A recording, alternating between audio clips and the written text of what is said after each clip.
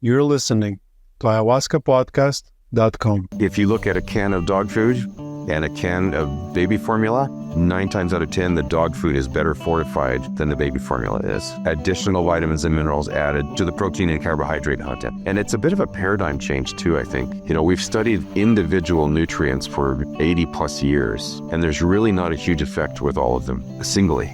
But when you put them all together, that starts to change the picture. And I think that's part of what we're trying to say, or trying to demonstrate as well, is that full spectrum, a little bit higher than usual dose is what has an impact on physiology. The most recent study that was done, in this trial, they took 88 medication-free women who were pregnant and who had significant depression scores starting. They divided those into 2 groups, active and placebo, and the active, of course, were the vitamins and minerals, and then let them come to term. And then they examined the moms and they examined the babies. And they found that the prenatal depression went away for the majority of the moms.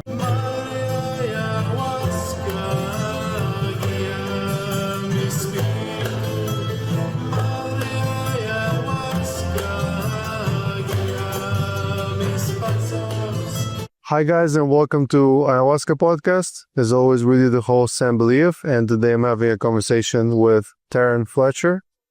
Taron Fletcher is a biochemist. He's an expert in dietary reference intakes and a research specialist at Hardy Nutrition, known for their science-led mental health supplements. This episode is sponsored by LaWayra Ayahuasca Retreat.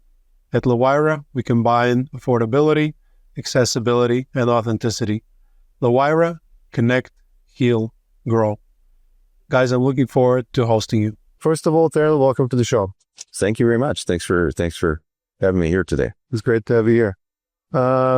We are coming to you from MAPS conference, which is a psychedelic science conference, and Taron and I just happened to we're just 2 booths apart. Yeah.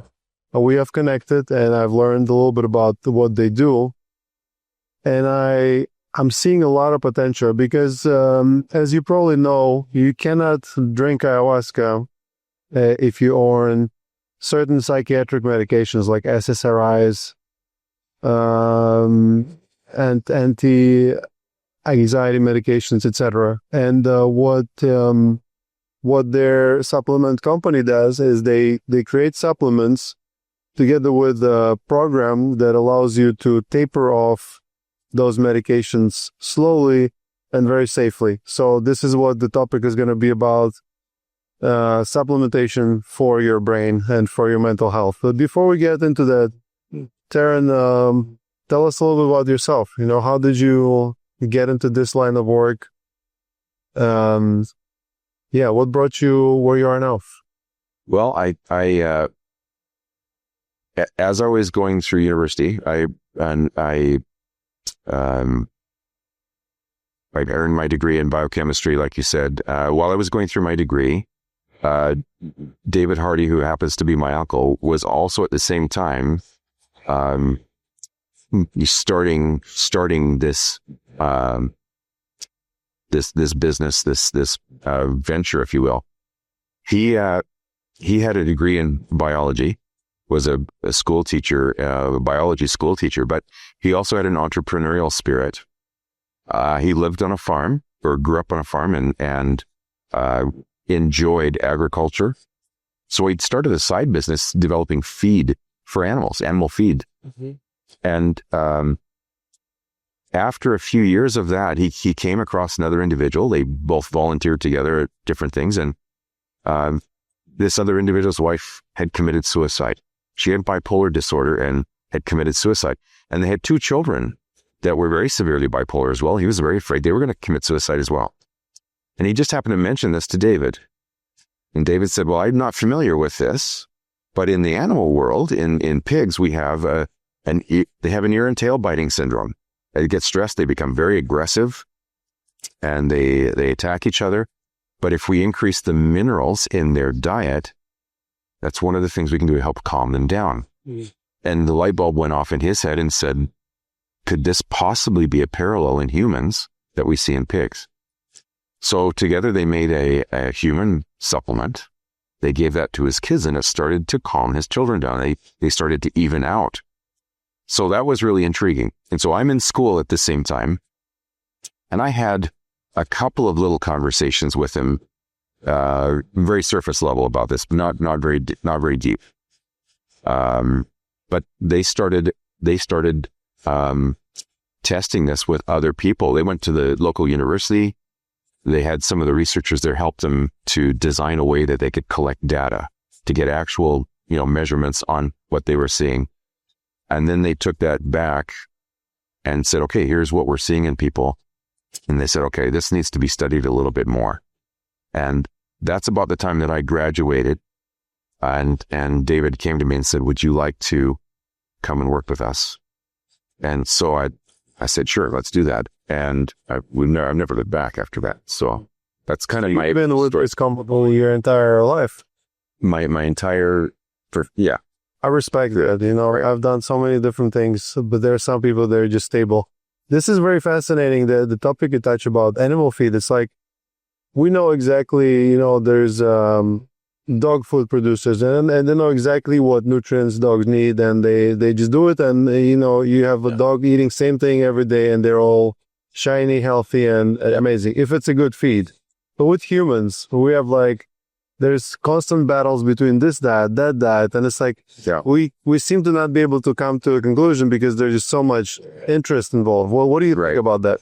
Well, one thing, if you look at a can of dog food and a can of baby formula, 9 times out of 10, the dog food is better fortified than the baby formula is. Fortified as in? Additional vitamins and minerals added to the protein and carbohydrate content. Yeah. But yeah, so we figured out with the animals, and we are fancy and we're humans and we're spiritual, but a physical body is still pretty much an animal. That's right. A lot of similarity between pig and a human. That's why they do so much studies on it. It's just paradoxical. It's like there's certain fields where, because there's so much interest involved, like economics or politics, where people will be fighting over, cannot find the truth because there's just too much self-interest. And I think that's right. Yeah. Psychedelics is becoming one of those things where, here in MAPS, they did this MDMA study and there was obvious success and it's just going to change the world. It's like, no, but big pharma or whatever, somebody intervened and they changed the rules and that's it. So I don't want to be a conspiracy theorist, but I don't think it's a conspiracy because people just, when the money is involved, people act a certain way. And so are we all. Yes. Aren't we? So, yes.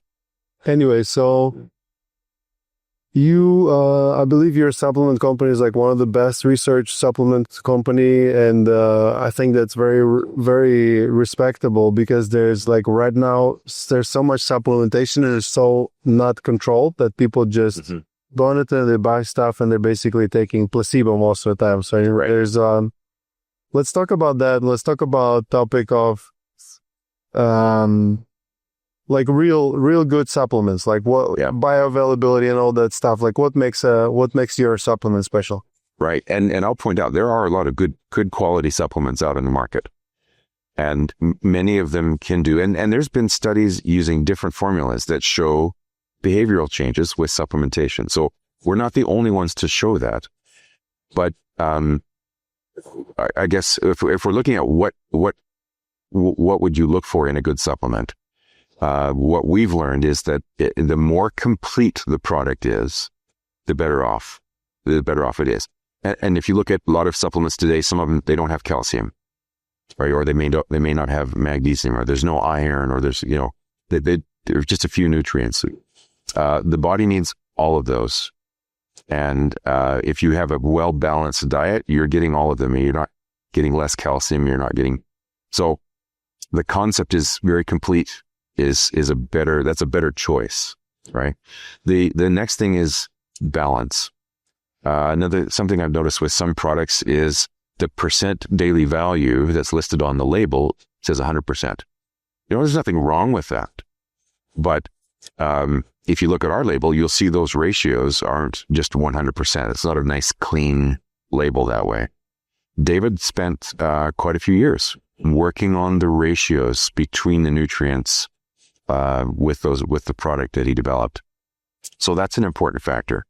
And some of those ratios may produce better outcomes for certain things than ours will, and vice versa, right?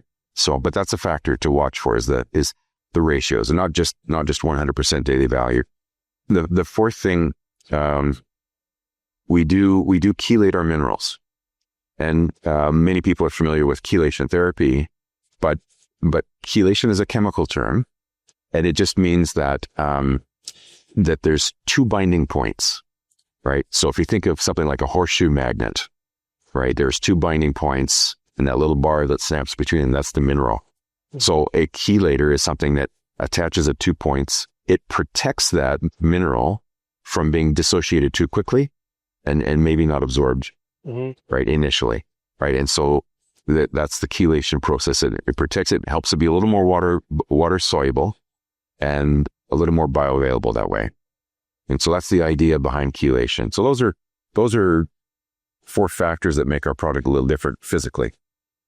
The fifth thing that makes our product a little different is that we've had it, we call it performance monitoring, or it's been studied, it's been evaluated third party. And that's probably the thing that makes us very different, is that now as of today, we've got 65 independent medical journal publications on the formula, that document or demonstrate or evaluate some aspect of efficacy. And we don't measure our food that way, right? So it's, a good quality supplement, you may not need to have that every step of the way, but because of the impact the product's had, we've been very committed to making sure that it gets studied. It's not one little study and done, or, this nutrient has this effect, and it's a part of the formula.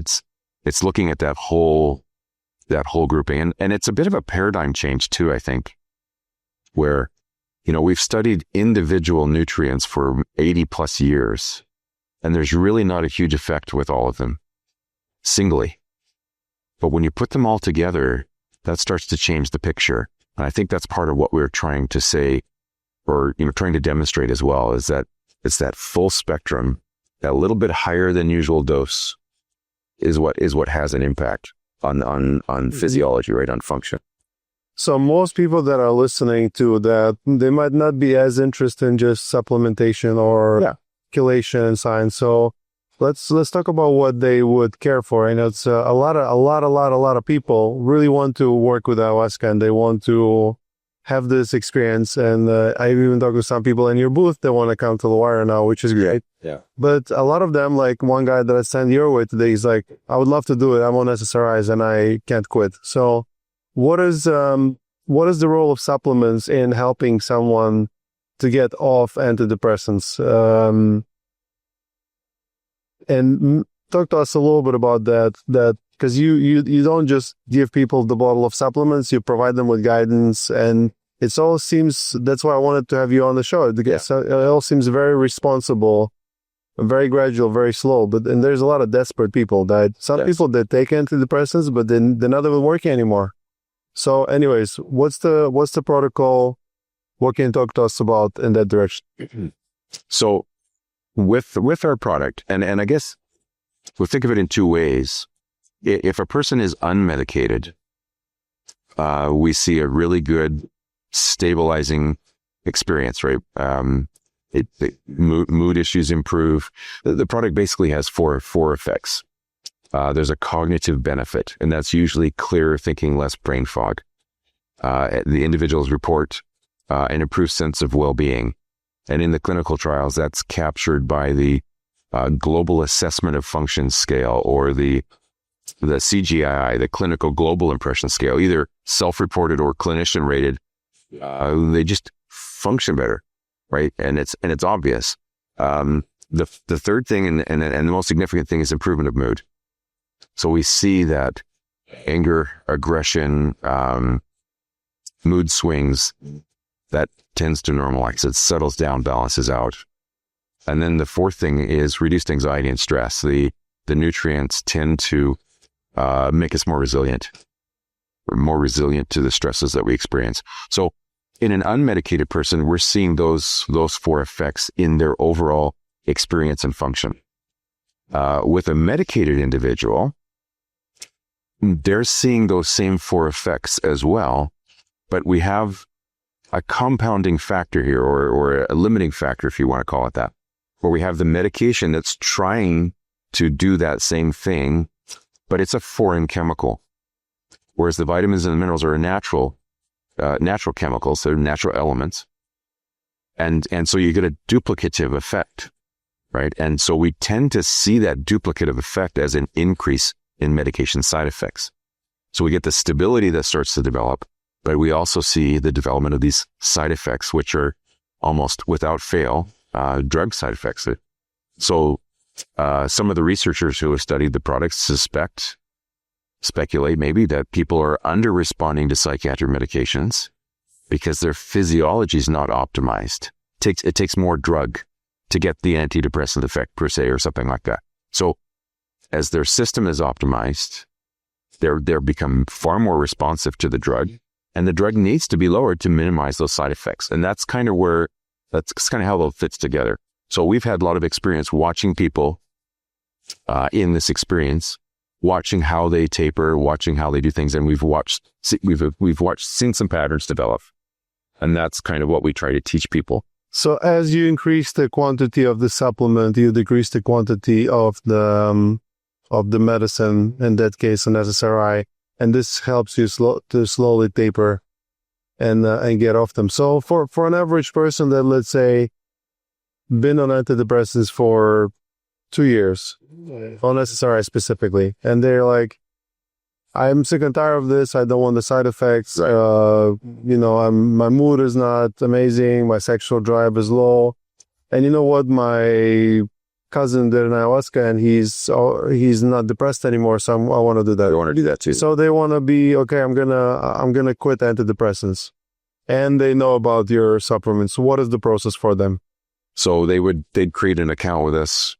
We would reach out and do some education with them, help them understand, to kind of set some expectations, what to watch for, what to look for, what to expect. I'll put it this way: the longer a person has been on psychiatric medications, expect that the taper process is going to be an equally long period of time. Maybe not equally, but it's not going to be done in a month. It's not going to be done in 2 months. It may take a year to taper off without a lot of significant withdrawal. And we can come back a little to that if you want, but it's important to understand that the drug induces some changes in the physiology, right? An SSRI, for example, increases the amount of serotonin that's in the synaptic gap. It increases the signal pressure, or the intensity of signal of serotonin. In a short period of time, your body starts to respond to that. It says the signal's too high. It signals more than what we're usually having. So what it does is it reduces the number of receptors on the receiving side in order to balance that signal again. And that to me is an interesting thing. It's not absolute proof, but it's a piece of evidence that, to me personally, suggests that the drug was never the right answer in the first place. Nevertheless, if you try to take away, I totally agree with you. First of all, drug is never an answer. That's the whole philosophy of psychedelics, where you take them and you go to the source, and then you figure out what is causing the issue, and not just trying to sweep it under the rug. Of course, we cannot tell that, and we cannot say none of it is medical advice. But sometimes you need them, because you're going to kill yourself. Yes. But then they have their place. The problem with medical system, especially here in US, and I've heard that from numerous patients, is, oh, my knee hurts, here's antidepressants, whatever, I have sniffles. It's so easily overprescribed, but then there is no moment when they say, well, and by the way, I've been on it for 6 months, let's quit now. It's like they never quit. It's like they always give them to you, but they never take them away. So anyways, we continue. And an interesting pattern that we see there, it's reported to us often. And when the person tries to reduce the medication, they get withdrawal, and they go to the doctor and say, I've got all these more symptoms, these additional symptoms now. And that's usually interpreted as, that's why you need to be on them. Or here's another one. We had people 3-4 different things. Right. Or they'll add another medication. Right. Yeah. Multiple medications, polypharmacy. Yeah. Yeah, I've seen people that feel like pharmacological robots. Like they need a drug for every bodily process. They need caffeine to wake up. They need antidepressants not to be depressed. They need Viagra to have sex. They need sleeping pills to sleep. They need some kind of pills to digest their food, or like That's kind of a hard way to live. there's so many people like this, and it all starts with one thing, and then you take one medication, then you get more side effects of this cascading effect of, Yes. I don't know, of course, It's not unusual to have an individual come to us and say, okay, here's all the medications that I'm on. And we'll start, what was the first one you took? And then when was the next one? And what was it that you know, and it come to find out, well, that they're medicating a side effect, and then this one's a side effect. And when you start to teach them how to recognize that pattern, they realize, I've just been medicating side effects. Yeah, because a lot of time, this first medication might have caused lack of certain nutrient, and that caused another side effect, and that more medication. So, but you're a very good politician, because you haven't answered my first question. Yes, let's go back to your first question. A simple example: a person has been on the antidepressants for 1 year. Does it mean they'll have to take the supplements for 1 year, or what's the minimum and what's the maximum amount of time? Because those people, they're feeling bad, they're desperate, they want help. So Give me a reasonable example. Some individuals have an episode of depression. They'll use the nutrients for a few months, and they won't need them ever again. Mm-hmm. Or if they have another episode a few years later, they'll just use them short term. We have other individuals that taking the nutrients every day, long term, keeps them stable. Mm-hmm. Now, I could use myself as an example. I don't have a psychiatric diagnosis, but I've been using the nutrients now for 20 years. I take them every day, and I take a high dose every day. I find, for me, that keeps my energy, and as I've gotten older, it keeps my energy levels more consistent on a day-to-day basis. My initial experience, I had brain fog and never knew the difference. But within 3 weeks of taking that product, the brain fog was gone. And so I did the experiment. When I finished the bottle, I stopped taking it. But I want to know people. And the brain fog came back. But I want to know people that are quitting antidepressants.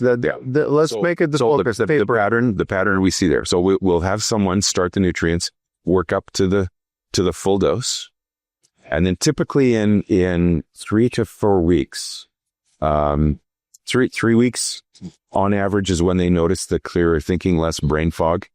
That's usually the first sign people notice. 4 weeks approximately, they start to notice an increase in the drug side effects. That becomes the indicator that their body's ready for a slight reduction. So a small portion is reduced. Sorry, what was the indicator again? The increase of side effect. Okay. Right. And that's been very consistent, a very consistent indicator that we've seen for years and years. So they see that increase in side effects. So let's use a headache as an example to be even more specific. So they start the nutrients, 4 weeks out. They notice, okay, I got more of a headache than usual. So a small percentage of the medication is reduced. They describe relief from the headache. The headache goes away. And then anywhere from 1 week to 2 weeks to 3 weeks, there's individual variability in the length of time in between. But the headache will come back again. And when that comes back again, that's an indicator. Okay, then your body's now ready for the next stage. And a small reduction is made. And again, they describe relief from that. And so that pattern repeats typically until the medication's completely reduced. Yeah. So that can take anywhere from a couple of months to 6 months. And in some cases, we've had some individuals on cocktails, right? So more than one medication, and for long periods of time, up to 18 months. It's great. Can I put an average on it? It's hard to put an average on it, but expect 3 to 6 months at least. And if you've been on a medication for longer than a year, expect a year. At least it may not actually take that long, but at least in your minds, the more gradual that's done, the less the less pain of withdrawal there is. And If I could put it that way. yeah, thank you. That's a good answer. So what are the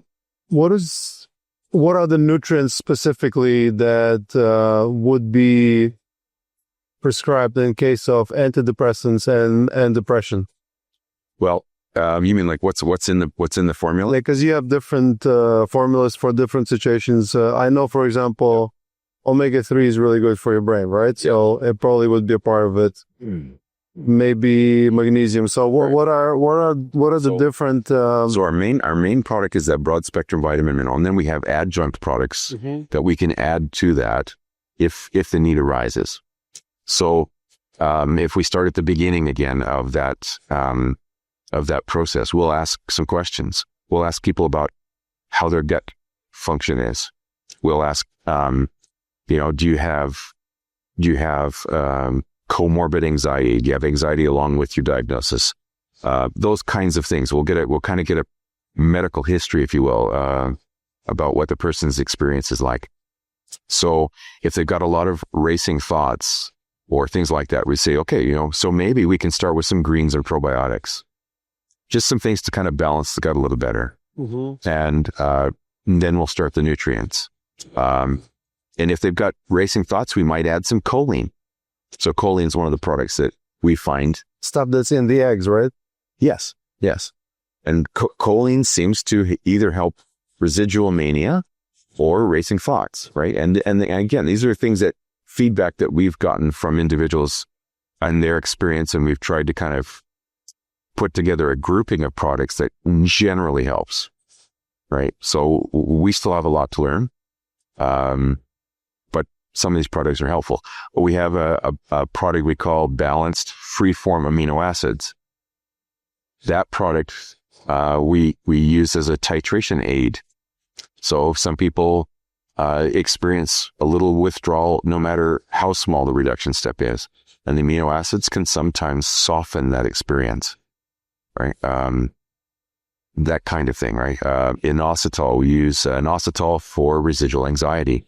So these products can be used adjunctively. And we also have different versions of the daily essential nutrients because some people are sensitive to certain B vitamins. So we have a formula with some different forms of vitamins. We have a version that has no B vitamins in it at all for some that are really sensitive to B vitamins. So our experience has taught us that there's some very general responses, but there's also some nuanced responses. Yeah. So those are some of the things that we might use in conjunction with those nutrients. And in your guidance to people, you also tell them more or less when they're ready to lower the amount of antidepressants, or you can only talk about the supplement side? Because I can imagine we need to talk to their doctor. One of the things, we do really like to engage with the prescriber. If we can teach the prescriber how this works, then they can use it not only with that individual, but with other individuals as well. So, I mean, that we try to focus on working with a doctor. We recognize that some people lost faith in the system. They don't want to work with a doctor. Some are very capable and competent. Yeah. And so there's a bit of a variety there, but we do try initially to make that contact with the doctor so that we can give them that education that makes them a better physician, right? Yeah. And so we try to do that every step. Something that you talked about were with the way brain reacts to all those medications, and it just lowers the number of receptors. Yeah. It's very fascinating because it makes me realize how our body is so complex, and by adjusting one thing, everything gets adjusted. Yes. And it's extremely complicated to understand. We are an ecosystem. And our ecosystem is responsive to inputs into that system. We can change it. Right. And that's a reality I had never considered, even in university. But as I've grown and through the things that I studied and researched, that becomes more obvious. So we're an ecosystem within an ecosystem within an ecosystem, if you want to. And within us, you mentioned microbiome and probiotics. Exactly. That's another ecosystem. And inside our cells, there's this mitochondria. There's ancient bacteria. Yes. So so the cycle, there's cycles within cycles within cycles, right? And systems within systems. And it's enormously complex, but there's a simple beauty in it as well. Right? At least I think so.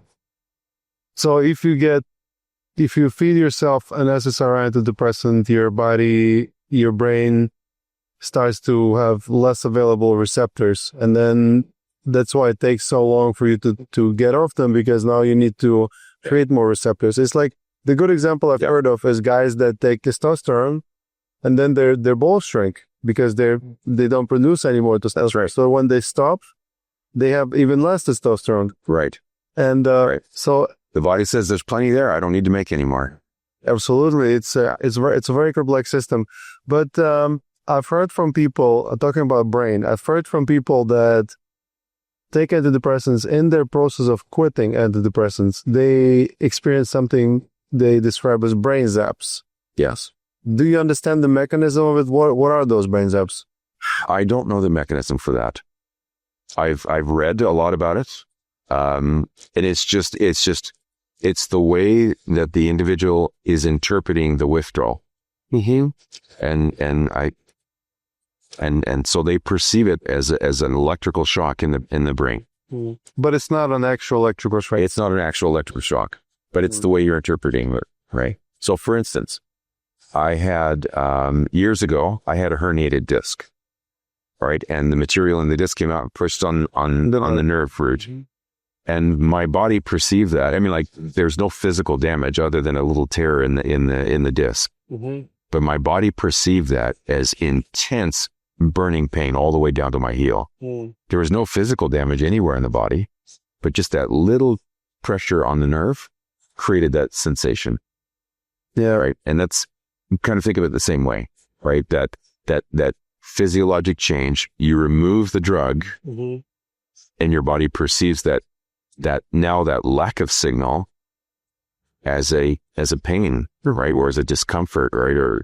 And so this episode is sponsored by LaWayra Ayahuasca Retreat. Most of you know LaWayra if you've been listening to this podcast for a while. Some of you might have already been to LaWayra before. For those who don't know us yet, we started LaWayra with my wife 4 years ago. At LaWayra, we combine authenticity, accessibility, and affordability. LaWayra is currently highest rated ayahuasca retreat in South America with more than 630 5-star reviews and an average rating of 5 stars. If you come to LaWayra, you'll experience powerful, authentic ceremonies led by our indigenous shaman, Fernando, in a very beautiful venue just 1 hour south of Medellin, Colombia. We're surrounded by nature and have comforts like hot water, Wi-Fi. At LaWayra, our team has guided more than 2,000 people through this life-changing transformation of ayahuasca experience. At the same time, we keep it very affordable. At the moment, we have retreats starting at as low as $645. So whether you're coming for healing, clarity, or a deeper connection to yourself, LaWayra is the best choice. If it is your first time drinking ayahuasca, you will love our 3.5-hour preparation course and integration support. All of that is included in price, as well as pickup from Medellin, accommodation, and ayahuasca. There are no hidden fees. Visit lawayra.com to book your retreat or learn more. LaWayra, connect, heal, grow. LAWAYRA.com. When it comes to nerves, it's not always easy to understand or locate. And then brain is basically... The brain is all nerve. It's just the big nerve.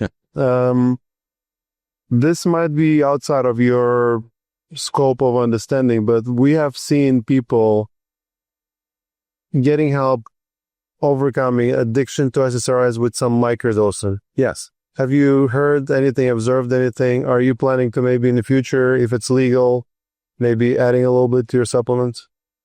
I don't know that we'll ever add that type of a botanical to the product.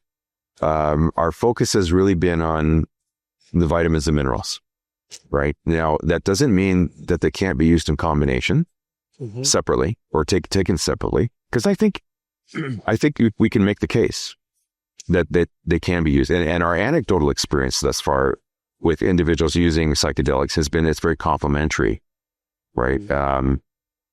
So I think there's a place for it, for those that want to do that. But I don't think we'll ever add them to the product. And I do remember some criticisms early on thinking, oh yeah, well, they probably have some psychedelic in the product. That's why it's having this antidepressant effect, right? And I think the idea of fundamental nutrition, we try and keep that idea clean, right? Keep that focused that way. Well, never say never. True, right? Yeah. But it's good that there's definitely a possibility for them to working in synchrony potentially, if legal and whenever allowed, etc. Yeah. Have you observed anything about? Because there's definitely a connection between diet, proper nutrition, and the kind of experience a person has on psychedelics. Right. For example, we work with big doses of ayahuasca in a very traditional setting, and people that eat clean. That's why they have this dieta before you come to the retreat. And people who are already relatively healthy, and people that have mindfulness practice, and they're calm, they will connect to medicine quickly. They're better prepared. As opposed to someone who's smoking weed and they have those receptors all well bundled up and not so open. They might not even feel much for the first few ceremonies. Mm-hmm. So is there a connection, and can you see maybe some kind of mechanism behind this? Well, my personal experience with psychedelics is limited, right? But what you've already said makes a lot of sense to me. And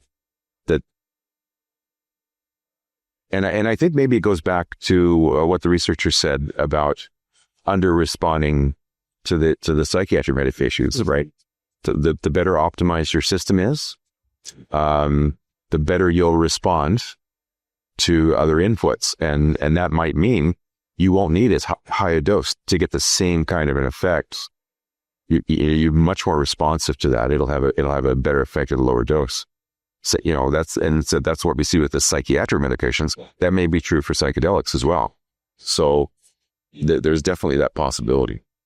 Yeah, it would make sense. I've met few really cool people at this conference, and we're probably going to do some science at LaWayra as well. So that's something we can test. Yeah. So what is the difference if your nutritional profile is such, and then your experience is such? So I have so many ideas. I just don't have time and money. Yeah, the ideas are plenty. Speaking of studies, what is and you're a researcher, so what's the most exciting one study that you're like, wow, oh my God? I think it's going to have to be the most recent study that was done. So it was done by Dr. Julia Ruckledge in New Zealand, University of Christchurch. She called it the Nutritional trial. And in this trial, they took 88 medication-free women who were pregnant, and we had significant depression scores starting. They divided those into two groups, active and placebo. And the active, of course, were the vitamins and minerals. And then let them come to term, and then they examined the moms and they examined the babies, and they found that so basically they found that the prenatal depression went away for the majority of the moms. Mm-hmm. The infants, so there's a series of scale called the Brazelton scales that test those initial behavioral responses in babies. They perform very well compared to the control. And the other thing about that study is that in the recruitment phase, there were a group of moms that came that were on antidepressants while pregnant. So they were not included in the study, but she followed the baby outcomes and compared them in a second publication. And both the controls and the active group outperformed the baby's responses after birth, compared to the antidepressant babies, as we all call them, right? The nutrient group outperformed everybody, but the two together outperformed. So that the babies didn't, they weren't as settled. They were easily upset, and those kinds of things. And so clearly, if mom is well nutrated, she'll have a better birth experience. She'll have a lower chance of prenatal depression, a lower chance of postnatal depression or postpartum depression, and the babies will be healthier. And so that's kind of the picture that's emerging from that study. So that's probably one of the more significant, I think. I mean, we've seen some pretty incredible things in those studies, but that's probably the one I think is most significant. Yeah, I think studies are important, but if you think about it logically, just without knowing much, you would kind of assume that as well. It's like, well, that's what David observed. Nutrition is really more healthy than antidepressants. Yeah. When he entered the field in pigs, with standard feed, things like that, you get 5 to 7 piglets and a runt. Mm-hmm. When he left the field after participating in and being a part of the feed is supplementing feed and stuff like that, it was not uncommon to see 12 to 14 piglets, no runt, and the sow would have. What's a runt? So a runt is a piglet that's born really small. Oh, okay. Right. So that was typical or not unusual when he first entered the field back in the late, I'd call it late 80s. Mm-hmm. Or in the 80s. By the time he left, the nutritional science has advanced so far.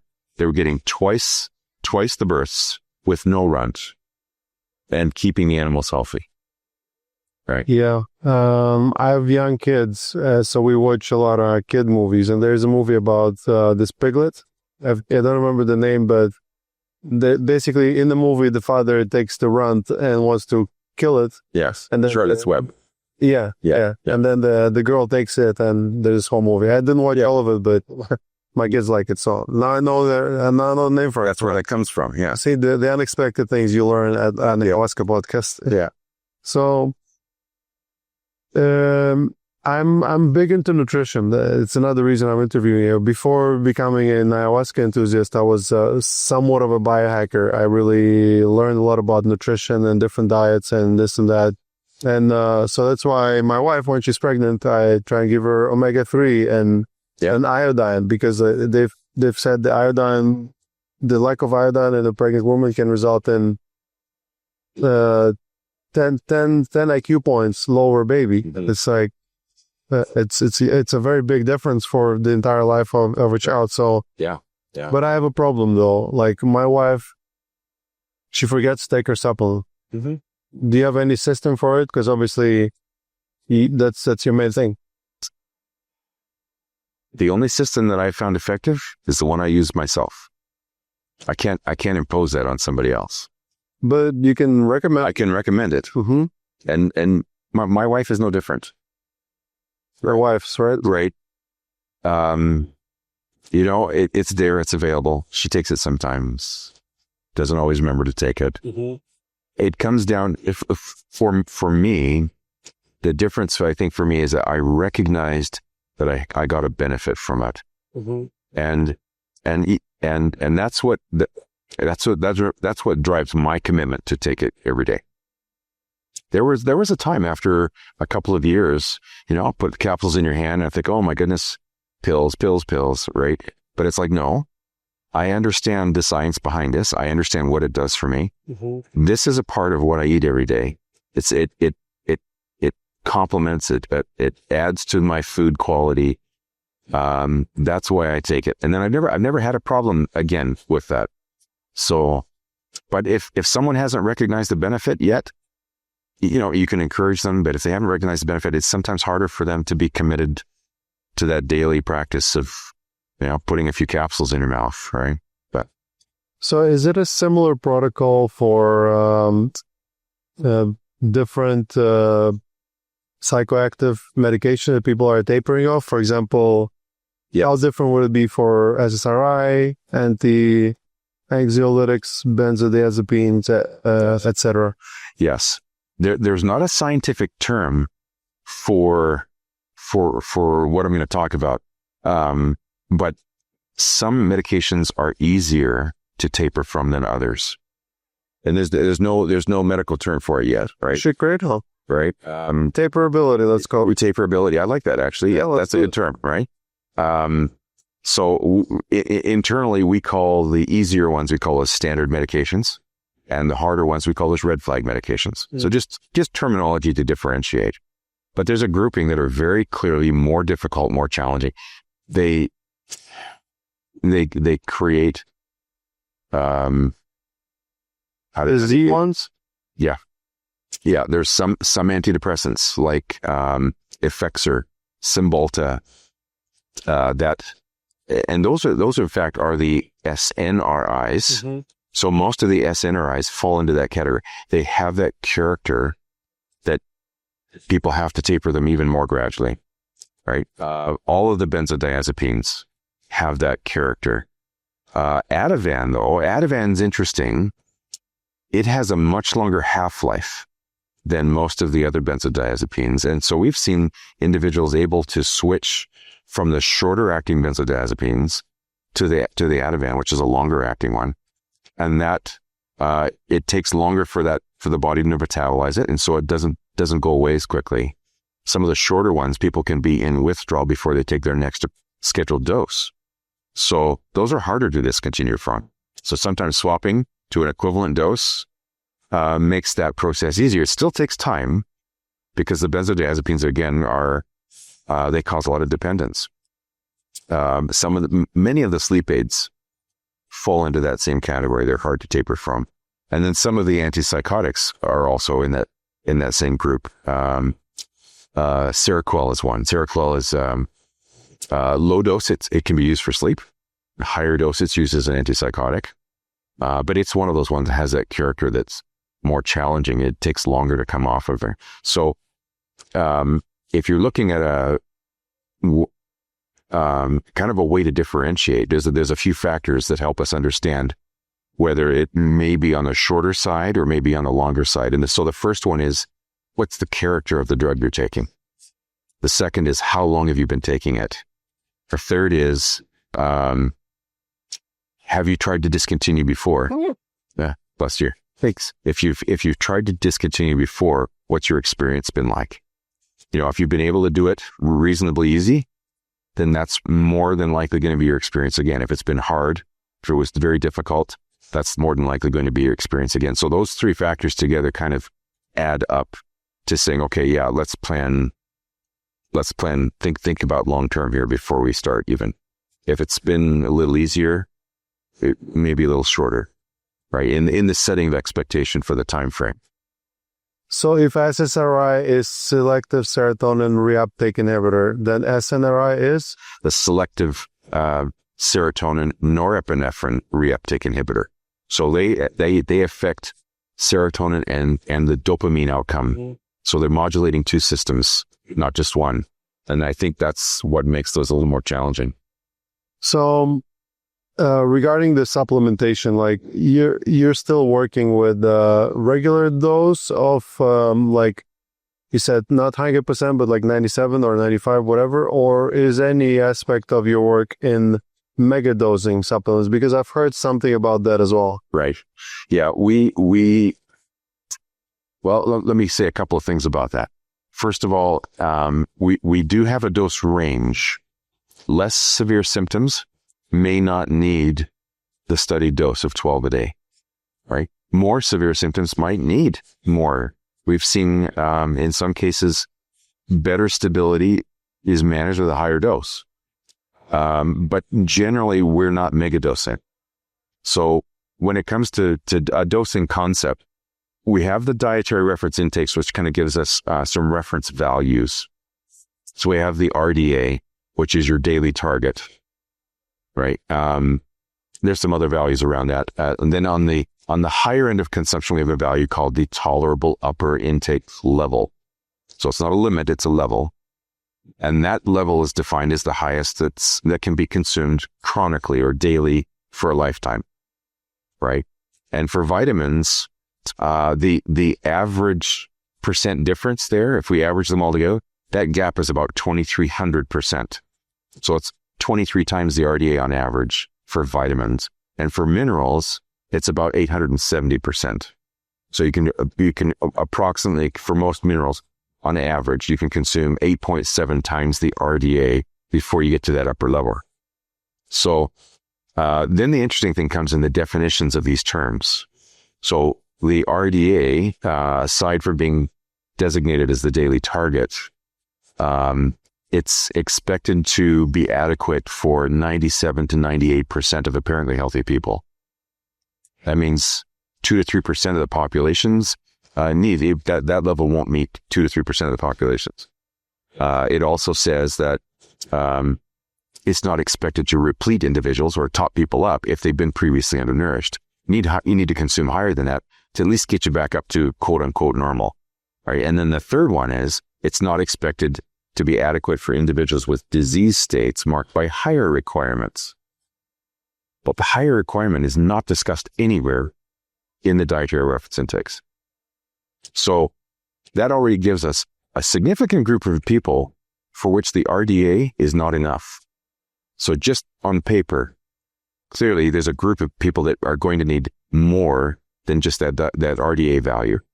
Then when we come to the upper level, definitions of the upper level include, okay, it's safe for chronic consumption for most people, right? It's the level that's likely to produce no adverse effect. And that's based on a single nutrient. So if you take a single nutrient at that level, most people could tolerate that fine. It doesn't put too much stress on the balance systems on homeostasis, right? And therefore there's no adverse effect to that level. But it cautions doctors not to be strict about consuming above it, because there may be some of these things that are mentioned at the RDA level, disease states marked by higher requirements. There may be benefits that can be given by higher amounts, and then it cautions that if you consume one nutrient above that level, it may put others out of balance, and that's really what produces the adverse effect. So to better your balance of nutrients, which goes back to that our balance concept there, the better your balance of nutrients at a higher level, the less likely you are to see an adverse effect because it's in physiologic balance. So there's some when you dive deep and read the text, there's some really clear things there that make it very safe to realize, okay, yeah, consumption out to the upper level is actually safe. Now, there's additional values beyond that. There's the no observed adverse event level. So it's the highest level that we've seen where there's no adverse events. And then there's one beyond that. It's the lowest observed adverse event level. So there's even a higher amount where we actually start to see adverse events. But then very conservatively, they come back with factors that say, okay, here's where the safe level is, or not safe, but here's where the tolerable upper level is, right? So well beyond that, that's megadosing. Mm-hmm. So even though we're giving high doses, we really aren't giving mega doses, mm-hmm. but it's a very balanced, again, we're bringing that balance concept in, which is supportive of your homeostatic mechanisms, but we're giving a dose high enough that it's actually going to have an effect. So does that answer your question? Yeah. So the RDA is recommended daily allowance. So yeah. Do you think that RDAs take in account the bioavailability? Because like some supplements, they say they do them and they come out the other way. They say they do, and I think to some extent they do, because you don't actually absorb everything you eat either. There's some material that will completely pass through unabsorbed. Yeah, some nutrients. So AKA poop. Exactly, right. And so they, when you read deeply into the text, they talk about, X% is absorbed approximately, and so this is why we average this is your recommended intake level, because it accounts for some of that type of thing. To me, the most interesting factor is that although there's values for children, there's zero data for children. Mm. And it's adult intake extrapolated downward for body size. And I've looked at the formula that they use. The formula is published in the preface to the main body of the text, and it's a complex formula where they put in body size, weight, all those type of things, and therefore your need is only this. But I really don't think that adequately reflects metabolic demand. Adults are maintaining; we're not growing. Children are actively growing and adding mass. And I think that's the one in my head, that's the one flaw in the paradigm of the dietary reference intakes, is that you take an adult with a different physiologic endpoint and you try and say, oh, this applies equally to children. And I think that just doesn't line up for me. So obviously, we talked about food. Even in food, all the nutrients are not being absorbed. So I live in Colombia. I'm not Colombian, but I live in Colombia. Almost most of the food there is organic, and I feel pretty good. Yes. Ever since I've been here, my gut has been crazy. I don't feel that well. People keep complaining to me about SAD, which is a standard American diet. Yeah. And even though we try to eat healthy, like here Yes. but I've noticed like butter is like really white. Like in Colombia, it's yellow because it has carotene and Yes. the thing that makes carrots orange. Yes. Yeah. Carotene. Yeah. Yeah, beta carotene. But here it's like something is missing, and I definitely feel it myself. So My opinion is your volume of carbohydrate to vitamin mineral intake, it's out of proportion in North America. so the carbohydrates don't have Sugar, nutrition. Right. Yeah. Empty calories. Empty calories. What do you think about can a person in America eat well enough that they don't need supplements and they can still get similar results to? Yes, they can. We think that there's a percentage that may not be able to for genetic reasons. Mm-hmm. And to illustrate that, Felice Jacka in 2017 published a paper on women in depression, and they just looked at diet. They just used diet. They got 30% response rate with a diet alone study. 70% didn't though. So that suggests that there may be some factors in that 70% where just a better quality diet wasn't quite enough. There's multiple things there, right? Obviously. But if it's the concentration of vitamins and minerals, that's kind of where we come in, because we find that we get a pretty good response rate to just increasing the vitamins and mineral content. So yes, there are people that will definitely benefit from a healthier diet. That's good for the gut, right? It's good for the body.